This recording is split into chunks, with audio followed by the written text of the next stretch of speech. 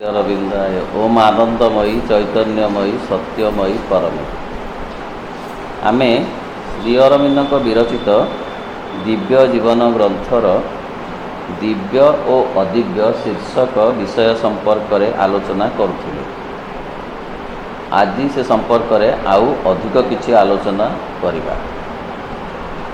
श्री अरविंद कहती आत्मजागृति और परम दिव्य आलोकर शक्तिमत्ता भितरे अतिवाहित हेउथिबा ज्ञानमय जीवन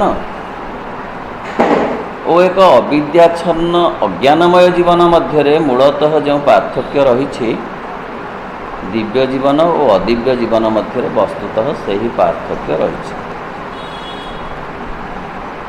आत्मजागरण जोठी नाही, जोठी आत्मचेतनार विकास नाही, से जो जीवन सी हूँ अदिव्य जीवन। जो चेतनार विकास अच्छी आत्मजागरण अच्छी से हूँ दिव्य जीवन। एक मूलभूत निश्चेतनता भितर बड़ धीर गति रे और अत्यंत आयासर सहित मुकुली आसुथिबा अंततः एक जगत रे एई पार्थक्यटी सेई भली अनुभूत हेउछि। प्रकृत रे ए सबु होउछि आमर दृष्टिभंगी। गोटे मूलभूत निश्चेतनता रू पुणी सबुगुड़िक सचेतनता आड़ को जाउछि। सचेतनता निज ठारू निजे दूरे आसी लीला पाई अति निश्चेतन रे परिणत हो। निश्चेतनता रू पुणी सचेतनता आड़ को जय यात्रा ही जीवनर जय यात्रा। तेणु सी जो आसूची ना सचेतनता आड़ के जो यात्रा होची से भारी धीर धीर। जड़ जगत केते केते सहस्र सहस्र वर्ष रहिला, सेथुरु प्राणर उद्भव हैला। प्राण जगत सेमती सहस्र सहस्र वर्ष रहिला, सेथुरु मन जगतर उद्भव हैला। तेणु बड़ धीर भाव रे ताहा तते जमी मुकुड़ी आसूची निज ठारू निजे निज भितर बंधा जमी पड़ जाइथिला चेतना आ निज ठारू निजे मुकुड़ुची धीरे धीरे मुकुड़ुची। जो सबू जीवनर क्षेत्र में यह निश्चेतनता तथापि भित्तिभूमि हो रही सेठारे आमे एक मौलिक अपूर्णतार छाप अवश्य देखा पाइबा। तेणु निश्चेतनता हेउछि अदिव्य जीवनर मापकाठी कि मानदंड। श्री अरविंद कहउछंती निश्चेतनता रू जेतिकी जेतिकी जीवन मुकुली मुकुली आगुकू जाउची सेतिकी सेतिकी ताहा दिव्यत्व आड़कू जाउची। निश्चेतनता जोटी घनीभूत पूर्ण भावरे सेठी अदिव्य जीवन पूर्ण भाव रही। अदिव्य जीवन पूर्ण भाव रही। कारण एपरी कौन से एक निर्दिष्ट स्तर जीवन आपणार स्तरटी मध्य जेते आत्मसंतुष्ट हो रहिले मध्य तथापि से तथाकथित संतोष मध्य आमे अपूर्णता और असंतुलिततार एक उपादान अवश्य देखा पाइबा। जेते जी संतोष रहिले मध्य तो प्राणी सी ता बागरे संतुष्ट अच्छे, सी असंतोष प्रकाश करूनी ता जीवन प्रति, किंतु अदिव्य जीवन। एपरिक मनीष मध्य सी संतोष प्रकाश करुच्ची मु भलरे अच्छी मु आनंदरे अच्छी, कि प्रकृत में सी अदिव्य जीवन यापन कर आत्म असंतोष ता भितर नानाविध विसंवाद सतेबा भाड़ी पड़ी रही परी देखा पाइबा। नाना प्रकार असंगति असंतोष अशांति ता भितर जमी रही। मात्र अपर पक्षरे जेते सीमित भाव में हेले मध्य जदि एक विशुद्ध मनमय कि प्राणमय जीवन एक संतुलित और समन्वित आत्मशक्ति तथा आत्मज्ञान भूमि पर प्रतिष्ठित हो पारे तेबे सेठार मध्य परिपूर्णता संभव। किंतु जेते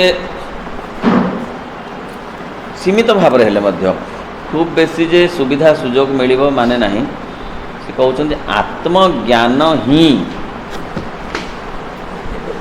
दिव्य जीवनर मूल कथा कि मौलिकता, जो आत्मज्ञान ही जीवनर मानदंड दिव्य जीवनर आत्मज्ञान भित्ति एवं आत्मशक्ति भित्ति। जो आत्मज्ञान नहीं कि आत्मशक्ति नहीं सेठी दिव्य जीवनर आभास नहीं। अपूर्णता और असमन्विततार एक अव्याहत छाप को आपणा भाव बहन करिवार एक अवसता बा अधीनता को ही आम अदिव्यतार निदर्शन बोली कहवा।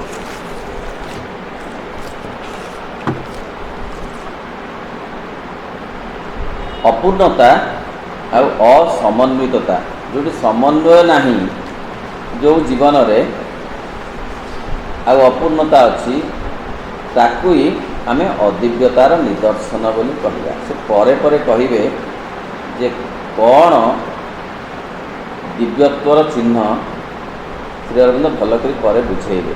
एवं अपर पक्षरे अल्प क्षुद्रर स्तर धीरे धीरे अधिक बृहत आड़क अग्रसर हेउथिले मध्य एक दिव्य जीवन तथापि आपणार प्रत्येक सोपान और आपणार मूल तत्व तथा विशद कार्यान्विततार क्षेत्र में एक सुषमता और सामंजस्य को अवश्य रक्षा करते।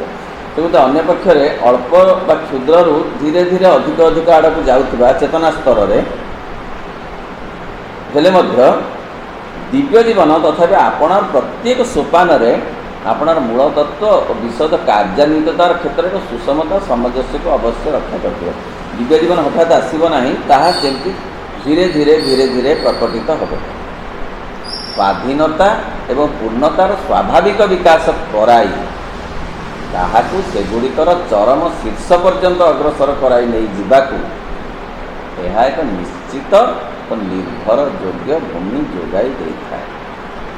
ये ना स्वाधीनता और पूर्णतार स्वाभाविक विकास कराई जो समन्वय आसे, जो परिस्थिति आसे, जो अवस्था आसे ताहा हेउची दिव्य जीवनर शीर्ष पर्यंत नहीं जावाई एक एक पाहाच स्वरूप। से कहते जे दरकार दिव्य जीवन पाई स्वाधीनता। स्वाधीनता माने राजनैतिक स्वाधीनता नुहे, अर्थनैतिक स्वाधीनता नुहे, धार्मिक स्वाधीनता नुहे, ये हूँ चेतनागत स्वाधीनता। अहंगु मुक्ति पाई जो स्वाधीनता मिले ताहा एवं पूर्णतार स्वाभाविक विकास कराई। दिव्य जीवन सब स्वाभाविकता उपरे विश्वास करे, से कौन सी जोर जबरदस्ती करे ना। अधिक सेगुड़िक जेपरि अधिक रु अधिक परिशुद्ध होई आपणार सूक्ष्मतम ऐश्वर्य मध्यकू संप्रसारित हो पारे, से आवश्यक भूमि जोगाई दिए। दिव्य जीवन स्वाधीनता को गुरुत्व दिए, पूर्णता को गुरुत्व दिए एवं अधिक परिशुद्ध हो सूक्ष्मतम ऐश्वर्य मध्य को सी संप्रसारित हो जाए निजे। एक अदिव्य और दिव्य सत्ता मध्य रही पार्थक्यटीर विचार कला बेले जावतीय अपरिपूर्णता और जावतीय परिपूर्णतार विचार करने को हम। तेणु अपूर्णता अदिव्य जीवन, पूर्णता दिव्य जीवन। धार्मिकता से नहीं, नैतिकता नहीं, से कौन सी प्राण प्राचुर्यर कथा नहीं। पूर्णता, पूर्णता ही दिव्य जीवन, अपूर्णता ही अदिव्य जीवन। मात्र ये पार्थक्यटीर विचार कला बेले आम साधारणतः जीवनर गुरुभार तले पोषी होई तात्कालिक समस्या तथा जटिलता गुड़िक मध्य अत्यंत कष्ट सहकारे आपण को तथापि परिचालित करी नेबा लगी संग्राम करुवा गोटे गोटे मनीष पर ताहा करिथाउ। किंतु ए पार्थक्य विचार कले आम दिव्य जीवन बोली भावुछु कौन सहज जीवन, समृद्ध जीवन, सेमिति जीवन बोली भावुछु। किंतु से कथा नुहे, सी हूँ गोटे स्वाधीन जीवन आ परिपूर्ण जीवन। भल और मंद भितर आम साधारणतः जो भाई पार्थक्य निरूपण करिथाउ अथवा भल और मंदर समस्याटी सहित निबिड़ भाव में संबंधित हो रही और आमर जीवन मध्य मिश्रित भाव विद्यमान रहा सुख दुख रूपी द्वंद्वटीर समस्या को যেভাবে ভাবে গ্রহণ କରିଥାଉ ଦିବ୍ୟ ଓ ଅଦିବ୍ୟ ଭିତରେ ରହିଥିବା ପାର୍ଥକ୍ୟ ବିଚାର କଲେ ଆମେ ଖୁବ୍ ବେଶୀ ହେଲେ ତାହା ହିଁ କରିବାକୁ ବାଧ୍ୟ। ଆମେ କ'ଣ ବୁଝୁ ନା ଦିବ୍ୟ ଜୀବନ କହିଲେ ଆମେ ବୁଝୁଛୁ ସୁଖୀ ଜୀବନ, ଧନୀ ଜୀବନ, ସୁବିଧାରେ ରହୁଥିବା ଜୀବନ। ନାଇଁ, ସେ କଥା ନୁହେଁ। ଆମେ ଭାବୁଛୁ ଯେଉଁଥିରେ କି ଦୁଃଖ ନଥିବ, ଯେଉଁଥିରେ ମନ୍ଦ କଥା କିଛି ନଥିବ, ସବୁ ଭଲ ହେଉଥିବ ଯେଉଁ ଜୀବନରେ, ଏମିତି କଥାକୁ ଆମେ ଦିବ୍ୟ ଜୀବନ ବୋଲି ଭାବୁଛୁ। ଯେତେବେଳେ ବୁଦ୍ଧିର ସାହାଯ୍ୟରେ ଆମେ ଏହି ବିଶ୍ୱର ବସ୍ତୁଗୁଡ଼ିକ ମଧ୍ୟରେ ଏକ ଦିବ୍ୟ ସତ୍ତାର ସନ୍ଧାନ କରି ବାହାରୁ ଏକ ଦିବ୍ୟ ଭାବରୁ ହିଁ ଏ ପୃଥିବୀର ଉତ୍ପତ୍ତି ହୋଇଛି ବୋଲି ଏବଂ ଏକ ଦିବ୍ୟ ବିଧାନ ଦ୍ୱାରା ହିଁ ଏହା ଆତଜାତ ହେଉଛି ବୋଲି ଯେତେବେଳେ ଅନୁଭବ କରିବାକୁ ଇଚ୍ଛା କରୁ, ସେତେବେଳେ ଏହି ବିଶ୍ୱରେ ଜମା ହୋଇ ରହିଥିବା ମନ୍ଦ ଓ ଦୁଃଖ ଆମର ସକଳ ବୁଦ୍ଧି ଓ ବିବେକକୁ ସତ୍ୟ ବା ଗ୍ରାସ କରି ପକାଇବା ପରେ ମାଡ଼ି ଆସୁଥିବାର ମନେ କରୁ। ଶ୍ରୀ ଅରବିନ୍ଦ କହୁଛନ୍ତି ଯେ ବୁଦ୍ଧି ଦ୍ୱାରା ଦିବ୍ୟ ଜୀବନର ସଂଜ୍ଞା ନିରୂପିତ ହୋଇପାରିବ ନାହିଁ। ବୁଦ୍ଧି ଦ୍ୱାରା ଆମେ ଯଦି ଗଡ୍ ପାର୍ଟିକଲକୁ ଆମେ ଆବିଷ୍କାର କଲୁ, ବୁଦ୍ଧି ଦ୍ୱାରା ଆମେ ଯଦି ଏହି ପୃଥିବୀର ଏହି ପ୍ରକୃତିର ରହସ୍ୟକୁ କିଛି ଉଦ୍ଘାଟନ କଲୁ, ଆଉ ତାକୁ ଯଦି କହୁ ଆମେ ତାହା ଦିବ୍ୟ ଜୀବନର ଅଂଶ ବୋଲି, ତାହା ନୁହେଁ। ଅର୍ଥାତ୍ ବୁଦ୍ଧି ଦ୍ୱାରା ଦିବ୍ୟ ଜୀବନକୁ ବିଚାର କରାଯାଇପାରିବ ନାହିଁ। ଯଦି ଆମେ ବୁଦ୍ଧି ଦ୍ୱାରା ଦିବ୍ୟ ଜୀବନକୁ ଖୋଜିବା, ତାହେଲେ ଯେତେ ଦୁଃଖ ଯେତେ ଯନ୍ତ୍ରଣା ସବୁ ମାଡ଼ି ଆସିବ। ଧର ବିଜ୍ଞାନ ଦ୍ୱାରା ଦିବ୍ୟ ଜୀବନ ହେବ ନାହିଁ, ଖୋଜିଲେ ମିଳିବ। ପ୍ରକୃତିର ଇହ ବ୍ୟବସ୍ଥାଟିରେ କଷ୍ଟ, ଦୁଃଖ ଓ ସନ୍ତାପକୁ ଯେଉଁଭଳି ଅତ୍ୟନୁପାତ ବାହୁଲ୍ୟ ଦିଆଯାଇଛି, ଏକ ନିର୍ମମ ବାସ୍ତବ ସତ୍ୟ ରୂପେ ତାହା ଆମକୁ ସତ୍ୟ ବା ବିମୂଢ଼ କରିଦେଇ ଯାଏ। ଇହ ଅବସ୍ଥା ମାନେ ବର୍ତ୍ତମାନର ଯେଉଁ ଅବସ୍ଥା, ପ୍ରକୃତିର ବର୍ତ୍ତମାନର ଯେଉଁ ଅବସ୍ଥା, କଷ୍ଟ, ଦୁଃଖ, ସନ୍ତାପ ଏଠି ଘେରି ରହିଛି, ଭରି ରହିଛି। ତା ଉପରେ ଗୁରୁତ୍ୱ ବି ଆମେ ଦେଉଛୁ ଯେ ଜୀବନ ଦୁଃଖମୟ, ଜୀବନ କଷ୍ଟରେ ଭରା। ଏକ ନିର୍ମମ ବାସ୍ତବ ସତ୍ୟ ରୂପେ ତାହା ଆମକୁ ସତ୍ୟ ବା ବିମୂଢ଼ କରିଦେଇଯାଏ। ସତ୍ୟରେ ଆମେ ଯେତେ ଭାବିବୁ ଯେ ଜୀବନ କଷ୍ଟମୟ, ମାଆ ତ କହୁଛନ୍ତି ତୁମେ ଜୀବନକୁ ଯେତେ ଅଶାନ୍ତ ଦୁଃଖ ଯନ୍ତ୍ରଣାରେ ଜର୍ଜରିତ ବୋଲି ଭାବିବ, ତୁମକୁ ତାହା ସେପରି ମନେ ହେବ, ସେପରି ଲାଗିବ ଏବଂ ଅନୁଭବର ସ୍ତର ସେହିପରି ଆସିବ। ଏକ ନିର୍ମମ ବାସ୍ତବ ସତ୍ୟରୁ ତାହା ଆମକୁ ସତ୍ୟ ବା ବିମୂଢ଼ କରିଦେଇଯାଏ ଏବଂ ସ୍ୱଭାବଜାତ ଭାବରେ ଦିବ୍ୟ ଉତ୍ପତ୍ତି ଏବଂ ଦିବ୍ୟ ଶାସନ ଉପରେ ମନୁଷ୍ୟ ସମାଜର ଯେଉଁ ସହଜ ବିଶ୍ୱାସଟି ରହିଛି, ଅଥବା ସବୁ ଦେଖୁଥିବା ଓ ସବୁର ବିଧାନ କରୁଥିବା ଏକ ସର୍ବଗତ ଦିବ୍ୟ ପରମ ସତ୍ତା ଏହି ବିଶ୍ୱଜଗତ ଭିତରେ ବିରାଜିତ ରହି ସବୁକିଛି କରୁଛି ବୋଲି ଯେଉଁ ସହଜ ପ୍ରତ୍ୟୟଟି ଆମ ଭିତରେ ରହିଛି, ତାହା ସତ୍ୟ ହେବା ଟଳିଗଲା ପରି ମନେ ହୁଏ। ଯେଉଁ ସତ୍ୟରେ ଯେଉଁ ଶକ୍ତି, ଯେଉଁ ସତ୍ତା ଏହି ବିଶ୍ୱଜଗତରେ ରହି କ୍ରିୟାଶୀଳ ଅଛନ୍ତି, ସିଏ କିନ୍ତୁ ଆମକୁ ସେପରି ଲାଗନ୍ତି ନାହିଁ। କେତେବେଳେ ନା ଯେତେବେଳେ ଆମେ କଷ୍ଟ, ଦୁଃଖ, ସନ୍ତାପ, ଯନ୍ତ୍ରଣା ଉପରେ ଗୁରୁତ୍ୱ ଦେଉ ଏବଂ ତାହା ହେଉଛି ସବୁ ବୁଦ୍ଧିର କଥା। ବୁଦ୍ଧି ଯେତେ ପ୍ରୟୋଗ କରି ଯେତେ ଆମେ ଜୀବନକୁ ବିଶ୍ଳେଷଣ କରିବା, ତାହା ସେତେ ଯନ୍ତ୍ରଣା ଆମକୁ ଦେବ। ବୁଦ୍ଧି ପରେ ଯେଉଁ ସ୍ତର ଅଛି ସେ ବୋଧି ସ୍ତର। ସେ ବୋଧି ସ୍ତରକୁ ଗଲେ ବରଂ ଜୀବନକୁ ଟିକିଏ ଅନୁଭବ କରିହେବ। ତା ଉପରକୁ ଆହୁରି ଆହୁରି ସ୍ତର ଅଛି। ତେଣୁ ଦିବ୍ୟ ଜୀବନର ଆରମ୍ଭ ବୁଦ୍ଧିରୁ ନୁହେଁ।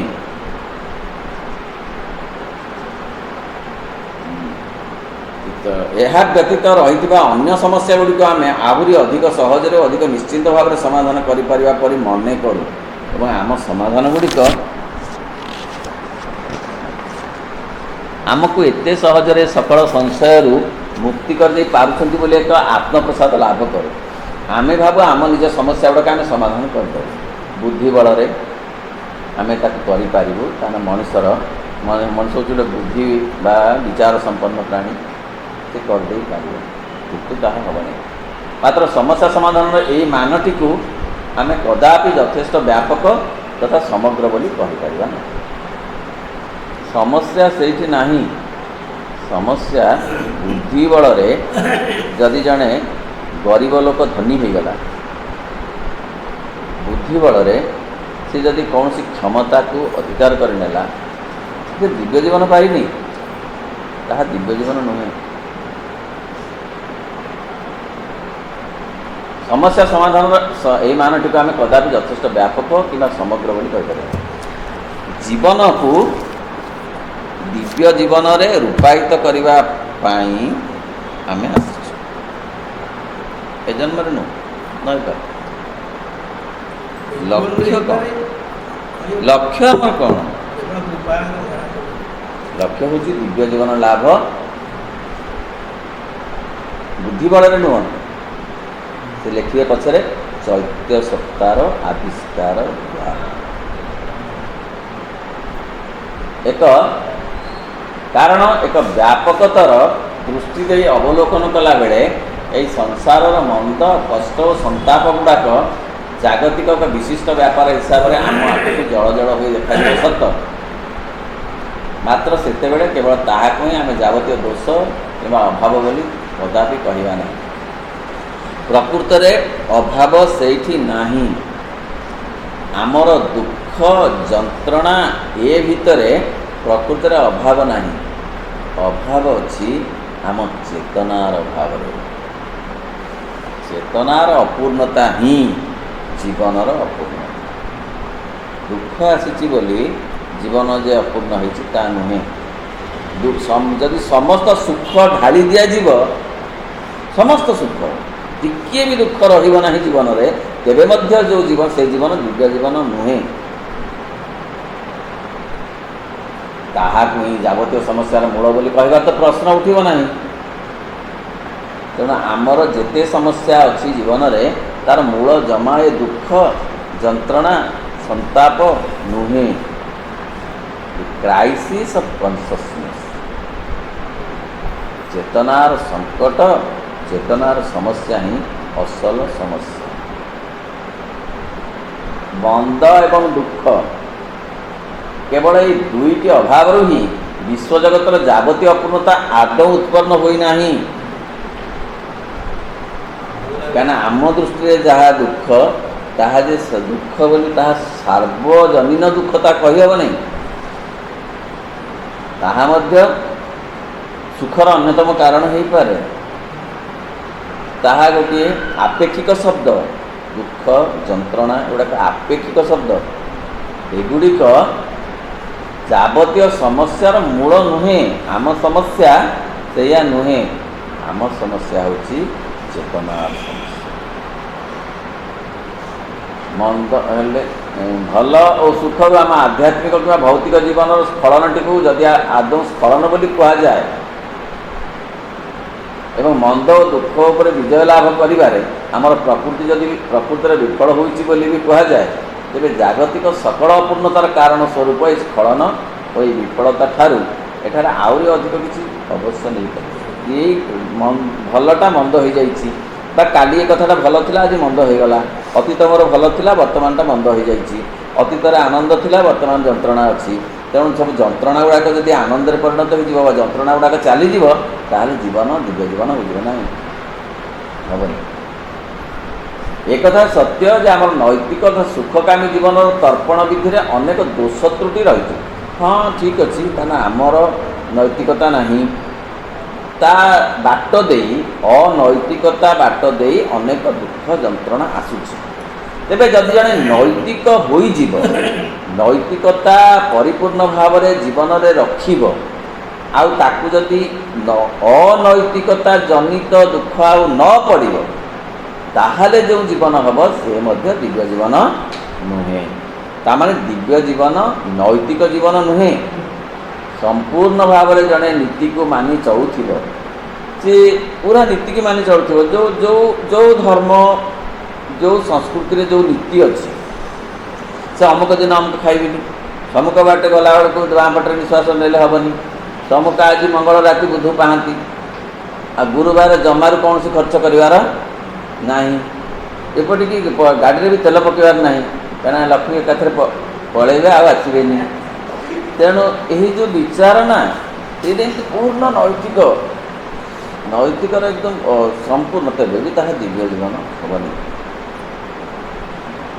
कारण नहीं तत्व आमर विश्वानुभूति रे कल्याण और आनंदर अनेक अभाव रही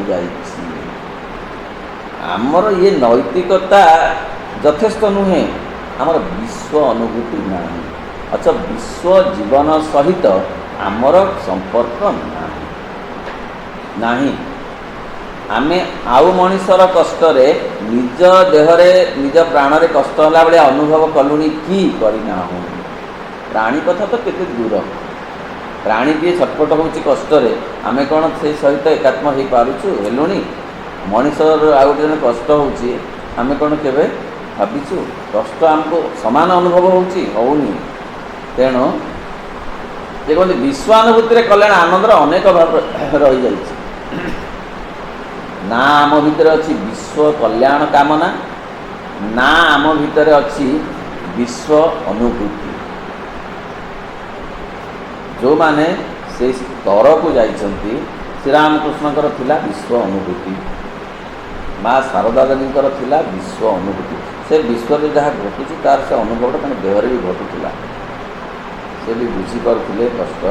स्वामी विवेकानंदर थिला केउठी से ट्रेन जाऊे कौटी होता तो भूमिकंप, बहुत लोग मृताहत होते। स्वामीजी कहते ओहो कौन कौन है कौन है ओहो से जगार अमेरिकार कौटी ये है जे भूमिकंप होते लोक सब बहुत जंत्रणा बहुत मरी जा कष्ट। किसी टेलीफोन नाला कि मोबाइल फोन नाला, ये सब हूँ विश्व अनुभूति। कारण सेगुड़िक परि ज्ञान सत्य सौंदर्य सामर्थ्य सर्वात्म भाव को आम एक दिव्य जीवन सामग्री और उपादान बोली कहवा। एवं यही सब विभव आम जी पाइछु ताहा अत्यंत अति सुंदर भाव में बुझाइले। कारण से तो दरकार विश्व अनुभूति दरकार, विश्व कल्याण कामना दरकार। विश्व जहाँ जो शुणंतु सर्वे अमृत पुत्रा सर्वे भवंतु सुखिन जे कहते से निजर प्रचार कही न, कारण ना से ना। किंतु जो कल्याण कामना समस्त कल्याण कामना भीम भाई जहाँ कहले मो जीवन पछे नरके पड़ी था जगत उद्धार हो, से केवे भावी नथिले कथाटा एत प्रचारित हो प्रसारित हो लोक एत गुरुत्व देवे भितु आस से कथा से कहते से आसिले कौन हम ना ज्ञान सत्य सौंदर्य सामर्थ्य सर्वात्म भाव समस्त प्रति आत्मीय भाव। यह दिव्य जीवन न हो पारे किंतु दिव्य जीवन पाई रास्ता खोल। आम जदि आम भितर जो बांधी कि जमी रहीचे सेमिति केते केते जन्म गले भी दिव्य जीवन संभावना नहीं।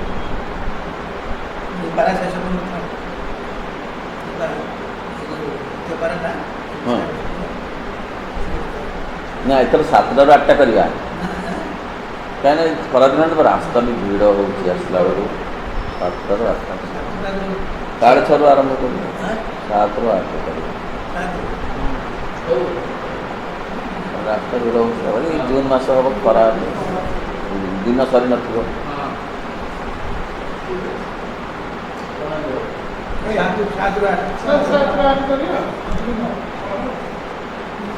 एक दिव्य जीवन सामग्री उपादान बोली कहवा।